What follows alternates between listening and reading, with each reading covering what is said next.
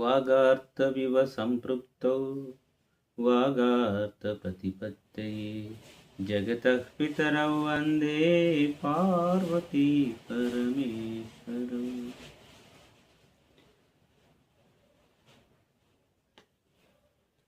ఆది దంపతులైనటువంటి పార్వతీ పరమేశ్వరుల యొక్క పాదపద్మములకు నమస్కరిస్తూ హనుమత పురాణ దర్శనంలో ఈరోజు మనం హనుమతస్థులకి ఒక గురువు అవసరం ఉందని భావించినటువంటి పరమశివుడు తన మనోనేత్రంతో అలాంటి వ్యక్తిని కనుక్కుంటే అతనికి కనిపించినటువంటి మొదటి వ్యక్తి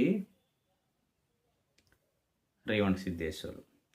రేవణ సిద్ధేశ్వరులు కొల్లిపాకలో సోమేశ్వర లింగం నుంచి ఉద్భవించి ప్రపంచ ప్రఖ్యాతిగాంచినటువంటి వ్యక్తిగా మన్ననలు అందుకుంటాడు. అయితే ఈయన గురించి ప్రచారం లేదు, కానీ రేవణ సిద్ధేశ్వర మఠాలు ఈ రోజుకి కూడా అతన్ని ప్రచారం చేస్తున్నాయి ఆయన గొప్పతనాన్ని. ఆయన చాలా దేశాలకు కూడా ప్రయాణం చేసినట్టుగా చెప్తారు. శ్రీలంకకి చుట్టూన, అంటే మన భారతదేశానికి చుట్టూరా ఉన్నటువంటి అన్ని దేశాల్లో కూడా ఆయన కాలినడికతో తిరిగినట్టుగా పురాణాలు చెప్తాయి. అంటే ఆయన రేవణ సిద్ధేశ్వర పురాణంలో చెప్పడం జరుగుతుంది. రేవణ సిద్ధేశ్వరులు ఆ కాలంలో కొంతమందితో కలిసి పంచపీఠాలను కూడా స్థాపించినాడు అని చెప్తారు. ఈ పంచపీఠాలు మరి కర్ణాటకలో రంభాపురి పీఠము, ఆంధ్రాలో శ్రీశైలము, అలాగే ఉత్తర భారతదేశంలో కాశీ, మధ్యప్రదేశ్లో ఉన్నటువంటి ఉజ్జయిని పీఠము, కేదార్నాథ్ పీఠము, ఈ 5 పీఠాలని పంచపీఠాలు అంటారు. అంటే వీరశైవ లింగాయతులు వీటిని ఈరోజు అజమాయిషిలో ఉన్నాయి. ఇవన్నీ కూడా వాస్తవానికి మన రేవణ సిద్ధేశ్వరులు కూడా ఇందులో ప్రముఖ పాత్ర వహించినాడు అని చెప్పడం జరుగుతోంది. రేవణ సిద్ధేశ్వరుల గురించి ఉన్నటువంటి పుస్తకాల్లో మనం గమనిస్తే ఈ పంచపీఠాలలో ప్రముఖ పాత్ర వహించినటువంటి వ్యక్తి మన రేవణ సిద్ధేశ్వరులు. ఆ రకంగా పరమశివుడు అతన్ని మార్గదర్శనం చేస్తాడు. నీవు వెళ్ళి ఆ హనుమతస్థులకి ముద్దుగుండ ముద్దాయికి మార్గదర్శనం చేయమన్నప్పుడు సంతోషంగా ఒప్పుకొని ఆ కొలను పాకల నుంచి కూడా అంటే మన దేవగిరికి వస్తాడు రేవణ సిద్ధేశ్వరులు. దేవగిరి కొండల్లో అలా నడిచొస్తూ చూస్తే ఎక్కడ ఉన్నాడు మన ముద్దుగుండ అని గమనించినటువంటి రేవణ సిద్ధులకి ఒక ఎత్తైనటువంటి గుట్ట పైన కూర్చొని ఓం నమ శివాయ అని చెప్పి మనసులో ధ్యానిస్తూ తదేకమైనటువంటి ధ్యానంలో ఉంటాడు ముద్దుగుండ. అది గమనించినటువంటి రేవణ సిద్ధేశ్వరులు కూడా గట్టిగా ఓం నమ శివాయ అని ఆ పంచాక్షరి మంత్రాన్ని జపిస్తూ అక్కడికి వస్తాడు. ముద్దుగుండ ముందు నిలబడతాడు. వెంటనే కళ్ళు తెరిచి చూసినటువంటి ముద్దుగుండకి చాలా ఆశ్చర్యం అవుతుంది. అందులో అతన్ని చూసిన వెంటనే నేను వెతుకుతున్నటువంటి గురువు, శివుడు పంపిన గురువు ఇతనే అనేటువంటి భావన కలుగుతుంది. అప్పుడే వాస్తవానికి గురువు శిష్యుని వెతుక్కొని వెళ్ళాలి, లేకుంటే శిష్యుడే గురువుని వెతుక్కుంటూ వెళ్ళాలి అన్నప్పుడు చరిత్రలో మనకి 2 రకాలలో కనిపిస్తారు. కొంతమంది శిష్యులే గురువుని వెతుక్కుంటూ వెళ్తారు. ఇది ఒక పద్ధతి. చాలామంది శిష్యులు నాకు సరైన గురువు ఎవరు అని చెప్పేసి వెతుకుతూ వెళ్తారంట. ఇంకా కొంతమంది శిష్యుల్ని వెతుక్కుంటూ వెళ్ళే గురువులు కూడా ఉన్నారు. ఆ రకంగా ఈ శిష్యుని వెతుకుతూనే గురువు వస్తాడు రేవణ సిద్ధులు పరమశివుని యొక్క ఆదేశంతో. ఆ రకంగా ఈ వాస్తవానికి గురు శిష్యుల సంబంధం అనేది ఒక పవిత్రమైనటువంటి సంబంధం. ఇది ఒక అద్భుతమైనటువంటి సంబంధం. గురువు తనకి శిష్యుడిగా నమ్మిన వ్యక్తికి మొత్తం తన యొక్క సిద్ధులన్నీ ధారపోస్తాడు.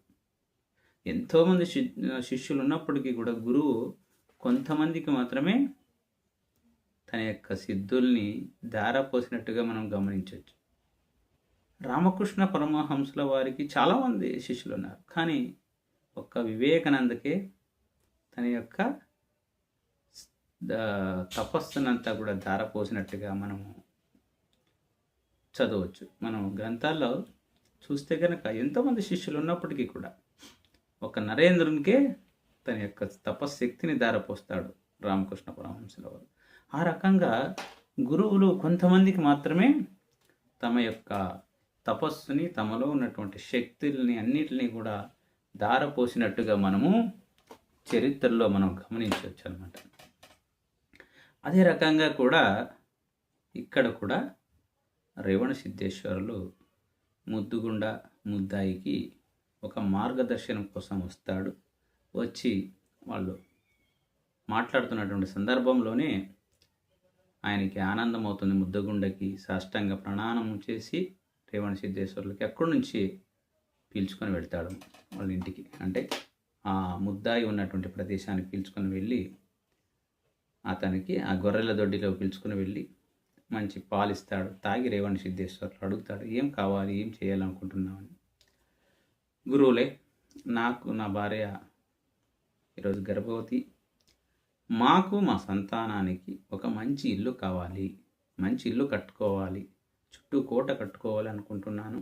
మరి మీరు నాకు మార్గదర్శనం చేయాలన్నప్పుడు మరి ఒక మంచి రోజు, మంచి వారము, మంచి తిథి, నక్షత్ర బలం అవన్నీ చూసి ఒక రోజుని నిర్ణయిస్తాడు మన రేవణ సిద్ధేశ్వరులు. ఆ రోజున ముద్దుగుండ ఒక మంచి ఇల్లు కట్టుకునే దానికి ప్రారంభం చేస్తాడనమాట. అంటే ఆ ప్రాంతంలో ఎక్కడా లేనటువంటి ఒక సుందరమైనటువంటి విగ్రహాన్ని అంటే సుందరమైనటువంటి ఇంటిని నిర్మించుకుంటాడు. అలాగే చుట్టూ కోట కట్టించుకుంటాడు. అంటే అప్పటికి ఆయనకి కావాల్సినంత ధనం ఉంది. ధనం అంటేమి లక్ష్మి గొర్రెల రూపంలో ఉంది. ఆ గొర్రె పల్లెల్ని అమ్మడం, వచ్చినటువంటి ధనంతో ఇల్లు కట్టుకోవడం, ఇంకా కొంచెం ధనంతో పొలాలు కొనడం. చాలామందిని గమనించండి, మనం హాలు మతంలో గురువులు ఎక్కువగా ఈ గొర్రెల ద్వారానే వాళ్ళ యొక్క ఆస్తులు కూడా కొన్నారు. గొర్రె పిల్లలతో వచ్చినటువంటి డబ్బులతో భూములు కొనడము, బంగారు కొనడం, ఇవన్నీ మన గతంలో మనము వినింటాం మన పూర్వీకులు. ఆ రకంగా ముద్దుగుండ కూడా ఆ గొర్రె పిల్లల ద్వారా వచ్చినటువంటి ఆ ధనంతోనే ఆ దేవగిరి చుట్టూ ఉన్నటువంటి భూములు కొని మంచి ఇల్లు కట్టుకొని ఆ గొర్రెలను మేపేదానికి ఒక కోట కూడా కట్టుకున్నట్టుగా మనము గమనించవచ్చు. ఆ ప్రాంతానికి ఒక చిన్న దొర మాదిరి తయారవుతాడు. దేవగిరికి ఆయన ఒక చిన్న సామంతుడి మాదిరి. ఎవరు షాకర్లు ఉండి ఎక్కువ భూములు ఉంటే వాళ్ళే కదా ఆ రోజుల్లో, వాళ్ళ మాట చెల్లుబాటు అవుతుందన్నమాట. ఆ రకంగా అయిన తర్వాత ఒకానొక శుభదినంలో ముద్దాయి ఒక పిల్లవానికి జన్మనిస్తుంది. చాలా సంతోషమవుతుంది వాళ్ళకి. వాళ్ళ కుటుంబం అంటే ముద్దుగుండ ముద్దాయి ఆనందపడతారు ఆ పిల్లవాడిని చూసి. అలా కాలక్రమేణా వాళ్ళు ఆ పిల్లవాడు పెరుగుతూ ఉంటాడు. అలాగే వాళ్ళ యొక్క సంసారానికి గుర్తుగా ఒక 8 మంది పిల్లలు కలుగుతారన్నమాట వాళ్ళు. ఈ 8 మంది పిల్లలు పెరుగుతూ పెద్దవాళ్ళు అవుతారు.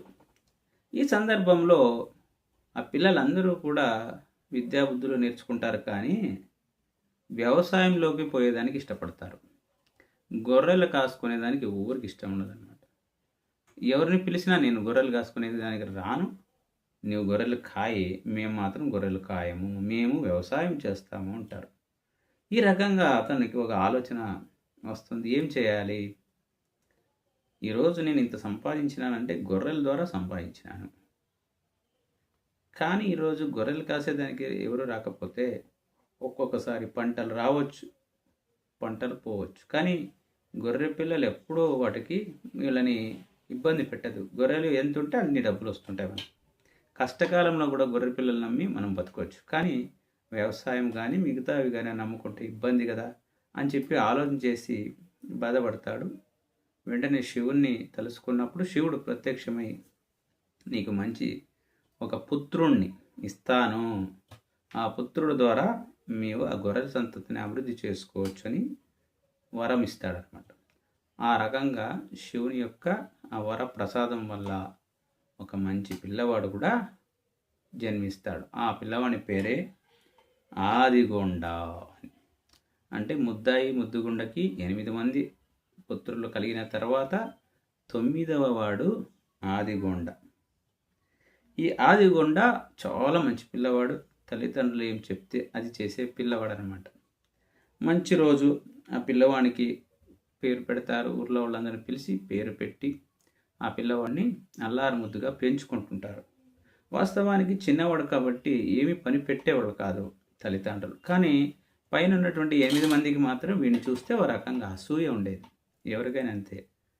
ఒక పిల్లవాడిని బాగా చూసుకొని మిగతా వాళ్ళకి అసూయ ఉండదు. తల్లిదండ్రులు ఎవరైనా అతిగా ప్రేమిస్తే, గారాబం చేస్తే మిగతా వాళ్ళకి అసూయ కలుగుతుంది. ఇది సహజం కూడా. ఆ రకంగా పెరుగుతున్నటువంటి మన ముద్దుగుండ కుమారుడైనటువంటి ఆదిగుండకి వివాహం చేయాలని నిర్ణయం తీసుకుంటారు భార్యాభర్తలు. వెతుకుతారు. ఒక మంచి అమ్మాయి కోసం వెతికితే చివరికి తన స్నేహితుడి కుమార్తె అయినటువంటి చుంచులాదేవి అనేటువంటి ఆమెను వివాహం చేస్తారన్నమాట అంగరంగ వైభవంగా. చుంచలాదేవి ఎవరి కుమార్తె అంటే కెంచరాయ అనేటువంటి వ్యక్తి ఉంటాడు. ఇతనితో పాటు ముద్దుగుండతో పాటు గొర్రెలు కాసుకునేటువంటి వ్యక్తి అన్నమాట. అలా గొర్రెలు కాసుకొని మాతో పాటు గొర్రెలు కాసుకునేటువంటి ఆ స్నేహితుని కుమార్తెనే చుంచలాదేవి. ఆ చుంచలాదేవికి అన్ని రకాల సరైనటువంటి అమ్మాయి అని నిర్ణయించి ఒక శుభ ముహూర్తాన వాళ్లకు వివాహం చేస్తారు. అంగరంగ వైభవంగా ఇంట్లో అంతా తోరణాలు కట్టి అందరినీ ఆ చుట్టూ ఉన్నటువంటి గ్రామాల్లో ఉన్నటువంటి అందరినీ పిలిపిస్తారు. వీళ్ళ పెళ్ళికి మరి మన రేవణ సిద్ధేశ్వరులు కూడా వస్తాడనమాట. అందరినీ కూడా శివపార్వతుల్ని కూడా ఆహ్వానిస్తారు. శివుడు, పార్వతి, వాళ్ళ గణాంగాలు అందరూ కూడా వచ్చి ఆ కొండ ప్రాంతంలో ఆ ఇంటిలో అంగరంగ వైభవంగా వివాహం చేసుకుంటారన్నమాట. ఈ రకంగా మన ఆదిగొండ చుంచలాదేవి వివాహం అయిన తర్వాత వాళ్ళ యొక్క అన్యోన్య దాంపత్యానికి చిహ్నంగా వాళ్ళకు కూడా 4 పిల్లవాళ్ళు జన్మిస్తారు. అంటే ఎవరికి? మన ఆదిగొండ చుంచలాదేవికి 4 కుమారులు కలుగుతారు కాలాంతరంలో. ఆయిగొండ, జాయిగొండ, పాయిగొండ, అమరగొండ అని 4. ఆయిగొండ, జాయిగొండ, పాయిగొండ, అమరగొండ అనేటువంటి 4 పుత్రులు జన్మిస్తారు మన ఆదిగొండ చుంచలాదేవికి. మనకు అంటే వీళ్ళకైతే 9 మంది. ముద్దుగుండ ముద్దాయికి 9 మంది. 9వ వాడే మన ఆదిగొండ. ఈ రకంగా వాళ్ళకి సంతోషమవుతుంది అవ్వతాతలకి. ఎందుకంటే ఎక్కువ మంది మనము అంటే మిగతా 8 మందికి పుత్ర సంతానం కలిగి ఉంటుంది. తర్వాత 9వ వాడైనటువంటి ఆదిగొండ చుంచలాదేవికి కూడా 4 పిల్లలు కలగడం అనేది వీళ్ళకి చాలా సంతోషమవుతుంది అనమాట. వీళ్ళకు కూడా బాగా వీళ్ళే ఆ పిల్లల్ని కూడా వీళ్ళు అల్లారు ముద్దుగా పెంచుతుంటారు. ఈ సందర్భంలోనే ఈ మన ಆದಿಗೊಂಡ ನಾವು ಭುವಿಗಿಳಿದು ಬಂದ ಕಾರ್ಯ ಪೂರ್ಣಗೊಂಡದಾಗಿದೆ.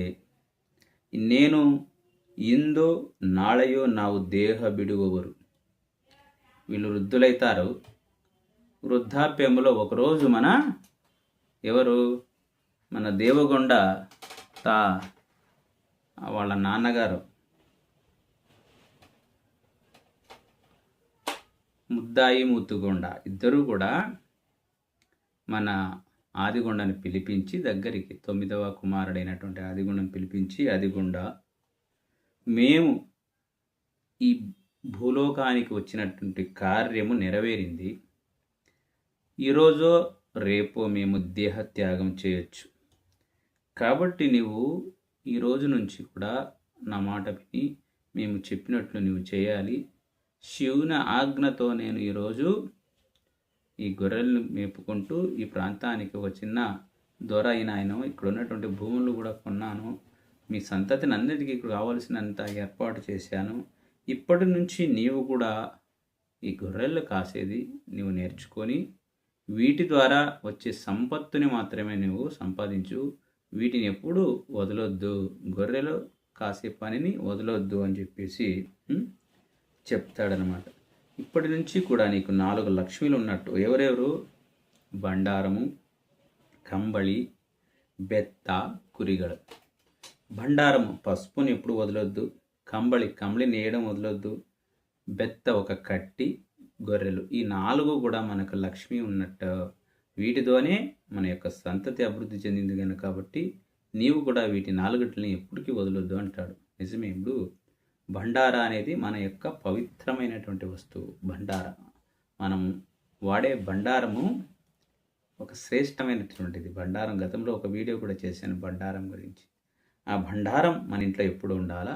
నీ నుదిటిపై ఉండాలా. కంబళి ఒకటి నీ భుజం పైన ఎప్పుడు కంబళి ఉండాలా, ఉంటేనే నీకు రక్షణ. మూడవది ఒక బెత్తం, ఒక కట్టి కూడా ఉండాలి. ఎందుకంటే ఆ రోజు గొర్రెలు కాసే వాళ్ళకి కంపల్సరీ ఒక కట్టి ఉండాలన్నమాట. తర్వాత గొర్రెలు. ఈ 4 కూడా మన ఇంటి దగ్గర ఉంటే మనం ఎప్పుడు పేదరికంలో పోయేదానికి అవకాశం ఉండదు, మనం ధనవంతులమే అని చెప్తాడనమాట. ఇవన్నీ కూడా చూసి అది విన్నటువంటి ఆదిగొండ కూడా సంతోషం అవుతుంది. అలాగే నాన్నగారు మీరు ఏమైతే చెప్తారో ఆ ప్రకారం నేను నడుచుకుని వెళ్తాను అని చెప్తారనమాట. ఆ రకంగా వాళ్ళు చెప్తారు. ಮುದ್ದುಗುಂಡ ಮುದ್ದಯ್ಯವರಿಗೆ ವಯಸ್ಸು ತುಂಬಿ ಹಣ್ಣು ಹಣ್ಣು ಮುಪ್ಪಿನದವನು ಸಾಕು ಶಿವನೇ ಇನ್ನು ప్రపంచ నమ్మನ್ನು ఇన్ను నిన్న పాదగళగల్లి చేర్చుకో. మాకు ఇప్పటికే సాలైపోయింది, మా జీవనం సాలైపోయింది, ఇంకా మమ్మల్ని నీ దగ్గర చేర్చుకొని చెప్పి శివ పార్వతులు ఇద్దరిని కూడా వీళ్ళు మనసులు తరిస్తూ మనసులు అనుకుంటూ వాళ్ళ దేహాన్ని త్యాగం చేస్తారు. ఎవరు? మన ముద్దుగుండ ముద్ద ఇద్దరు కూడా దేహత్యాగము చేస్తారు. మన కొడుకైనటువంటి ఆదిగుండకి అన్ని విషయాలు చెప్పి ದೇಹತ್ಯಾಗಂ చేస్తారు. ತಂದೆಯಾದ ಮುದ್ದುಗೊಂಡನು ಇಳಿ ವಯಸ್ಸಿಗೆ ಇಳಿದಾಗ ತಂದೆಯ ಕಾಯಕವಾದ ಕುರಿಗಳನ್ನು ಕಾಯುವ ಕೆಲಸವನ್ನು ಆದಿಗೊಂಡನೇ ವಹಿಸಿಕೊಂಡಿದ್ದನು. నాటి నుండి కూడా ఆదిగొండ గొర్రెలు కాయడం ప్రారంభిస్తాడు. అంటే అప్పుడప్పుడు చిన్నప్పుడు కూడా వెళ్ళాడు, కానీ స్వతంత్రంగా వెళ్ళలేదు. వాళ్ళ నాన్నగారికి ಸಹಾಯಕಾರಕಂగా వెళ్ళేవాడు అనమాట. ಸಹಾಯಕ್ಕಾಗಿ ಕೆಲವು ಆಳುಗಳನ್ನು ಕರೆದುಕೊಂಡು ಗುಡ್ಡ ಕೊಳ್ಳಗಳಲ್ಲಿ ತಿರುಗುತ್ತಾ ಕುರಿಹಿಂಡುಗಳನ್ನು ಮೇಯಿಸುತ್ತಿದ್ದನು. సహకారం అంటే ఆదిగొండ తనతో పాటు ఇంకా కొంతమందిని కూలి వాళ్ళని కూడా పిలుచుకొని, మనం ఈరోజు సంబళగాళ్ళు అంటాం కదా, అట్లా వాళ్ళని కూడా పిలుచుకొని ఆ గొర్రెలను కాసేవాడు. ದೇವಗಿರಿಯ ಸುತ್ತಮುತ್ತಲಿನ ಬಹುದೂರದವರೆಗೆ ಫಲವತ್ತಾದ ವಿಶಾಲ ಭೂಮಿಗಳೆಲ್ಲ ಆದಿಗೊಂಡನ ಹೊಣೆಯನಾಗಿದ್ದನು.